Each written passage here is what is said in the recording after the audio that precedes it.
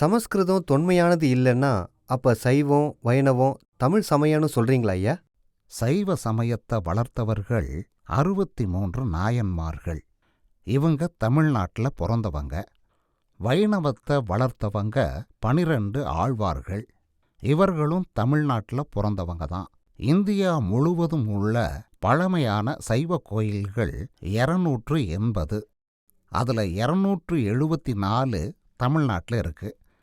India முழுவதும் உள்ள பழமையான வைணவ கோயில்கள் 108. இதில் 96 தமிழ்நாட்டில் இருக்கு. சைவ இலக்கியங்களான 12 திருமறைகள் தமிழ் மொழியில் மட்டுமே உள்ளன. வைணவ இலக்கியங்களாக தொகுக்கப்பட்ட 4000 திவ்ய பிரபந்தம் தமிழ் மொழியில் மட்டும்தான் இருக்கு. சைவ சமய தலைமையிடம் சிதம்பரம், வைணவ சமய தலைமையிடம் திருவரங்கம். ரெண்டுமே தமிழ்நாட்டில் தான் இருக்கு.